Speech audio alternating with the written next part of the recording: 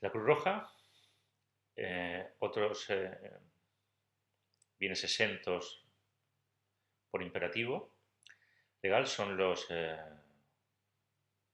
aquellos bienes que por convenio internacional y que pertenezcan a los gobiernos extranjeros. Otros son los montes poblados con especies de crecimiento lento, los terrenos ocupados por las líneas de ferrocarril y aquellos edificios que sean indispensables para la explotación del ferrocarril y la prestación del servicio postal universal.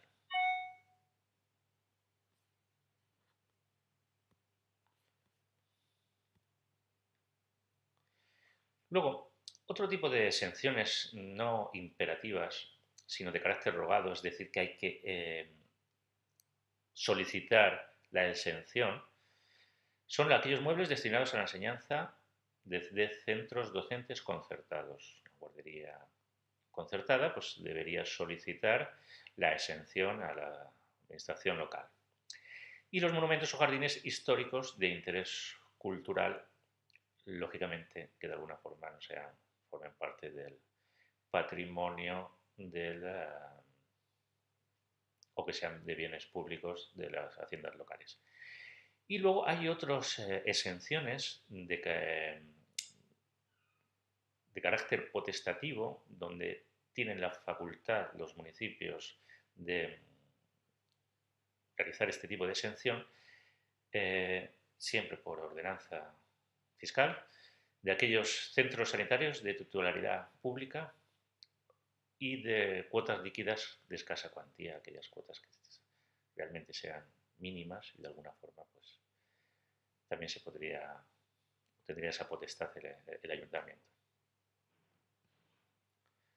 Bueno, ¿quiénes son los sujetos pasivos? Personas físicas, personas jurídicas y a otras personas que incluso sin personalidad jurídica. Bueno, pues tenemos los contribuyentes del impuesto de bienes inmuebles, son personas naturales,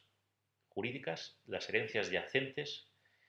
es la situación del patrimonio que se encuentra desde el fallecimiento hasta la adjudicación de los herederos de dicho patrimonio. Esa es la situación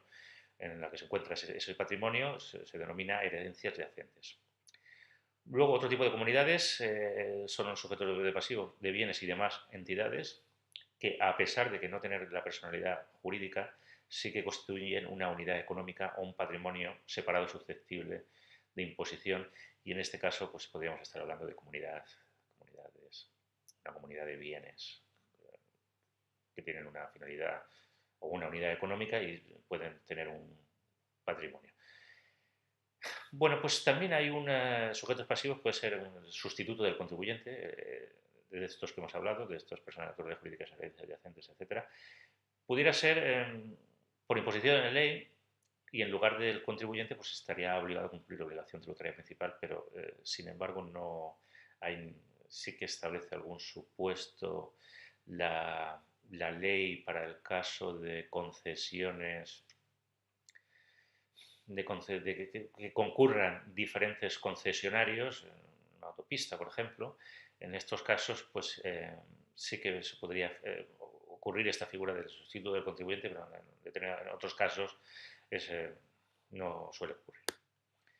Bueno, pues ¿cuál es el periodo impositivo y el devengo? El periodo impositivo y el devengo coinciden en la fecha 1 de enero. El periodo impositivo, el devengo es cuando se produce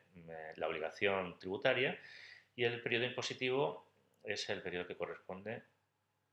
es el ejercicio del año en curso. Y bien, a 1 de enero quien tenga ese derecho es el obligado o es el que está sometido al impuesto de bienes inmuebles. En el caso de que se transmitiese o se enajenase el bien o el derecho en fecha posterior al 1 de enero, supondría que seguiría siendo el sujeto pasivo obligado tributario cuya posesión o derecho correspondiese a 1 de enero. Por lo tanto, si se vende el 2 de enero, sigue un bien, por ejemplo, pues el propietario que lo ha vendido el 1 de enero sigue siendo el obligado al pago del tributo del ejercicio correspondiente en este caso 1 de enero de 2016, pues al impuesto de bienes inmuebles del periodo impositivo 2016.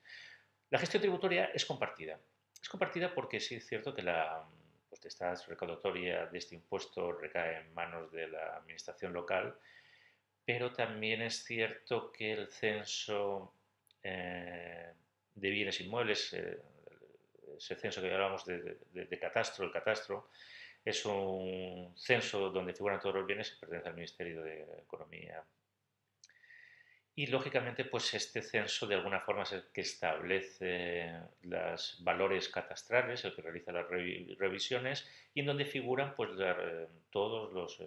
bienes inmuebles que aparecen, todos los bienes, no inmuebles, sino todo tipo de bienes que aparecen en que están en censados. Bueno, pues principalmente la base imponible es el valor que se establece o que ha fijado Catastro, es el valor catastral de los bienes inmuebles y a partir de ese valor se realizan una serie de operaciones con la finalidad de obtener la cuota líquida eh, que corresponderá con la cuota a pagar, que tiene la obligación el sujeto pasivo. Bueno, pues a esa base imponible se le practican una serie de reducciones con la finalidad de atemperar durante un plazo de 10 años la subida que haya experimentado el impuesto de bienes inmuebles a consecuencia del incremento del valor catastral. Entonces, de alguna forma, se aplica un tipo de reducción para atenuar. A esa base liquidables se le aplica un porcentaje del valor catastral, lo tendremos la cuota íntegra. Ese porcentaje del valor catastral eh, digamos que hay unos límites mínimos y máximos en los cuales las administraciones locales de alguna forma pueden jugar, por decirlo de alguna forma, y fijaros, así lo establece el artículo 72 del texto refundido de la Ley de Recaudación de las Haciendas Locales, para bienes inmuebles urbanos, las haciendas locales pues pueden fijar un porcentaje entre el 0,4% y un 1,1%. De forma que a esa base liquidable, que es la base imponible después de las reducciones, se le aplica este porcentaje, que sería el tipo de gravamen, y obtendríamos la cuota líquida. Obtendríamos la cuota íntegra y a esa cuota íntegra se le aplican las bonificaciones que establece el artículo 71 del texto refundido de la Ley de Recaudaciones de Haciendas Locales, que no vamos a entrar en ello, y obtendríamos pues ya la cuota líquida, que sería la cuota a satisfacer, que dependiendo del municipio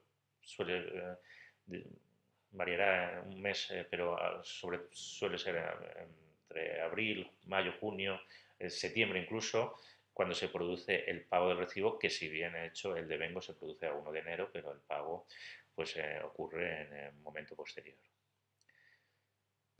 Pues para ver un ejemplo que yo creo que ilustra de alguna forma el recibo de la contribución, pues tenemos aquí vemos que tenemos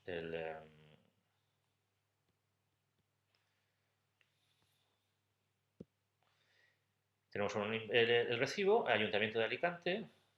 el impuesto de bienes inmuebles de naturaleza urbana, la zona anual, pues corresponde al año 2015, perdón, el año 2014, ese es el periodo impositivo, el devengo ya hemos dicho que se producía el 1 de enero. Bueno, pues es un número fijo y objeto tributario es un número identificado en la gestión del propio recibo. Luego la referencia catastral, todos los bienes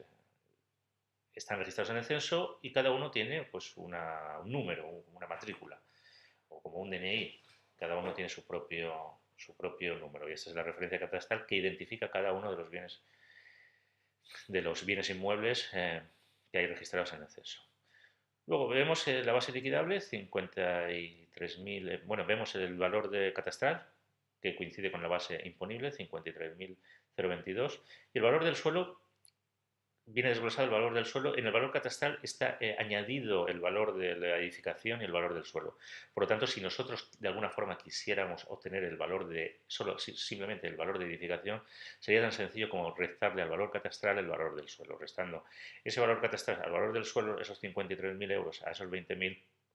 pues tendríamos aproximadamente que el valor del edificio estaría 33.000 euros aproximadamente. Bueno, pues ya teniendo ese valor catastral, es el valor que fija la administración, ese registro, ese registro administrativo, ese registro, catastro, pues se aplica, en este caso no aplica ningún tipo de deducción, directamente se obtiene la base liquidable, se aplica el tipo impositivo que habíamos dicho que se establecía entre un mínimo de 0,47 y un máximo de 1,1 y se aplica ese porcentaje, se obtiene la cuota íntegra 400,827, que luego no hay ninguna bonificación, por lo tanto lo que resulta la cuota líquida es 408,27 y en este caso pues ha pasado al cobro el 27 de mayo de 2014. Bueno, pues visto este impuesto, damos por terminada esta sesión. Ahora yo os invito que a través del propio blog o en donde se publica esta presentación, de alguna forma, si se tienen algunas dudas o se quiere profundizar en alguna cuestión, pues no duden en ponerse en contacto conmigo y yo a través del propio blog, en el propio foro, pues intentaré dar respuesta a las dudas que pudieran surgir. Pues muchas gracias y esto ha sido todo.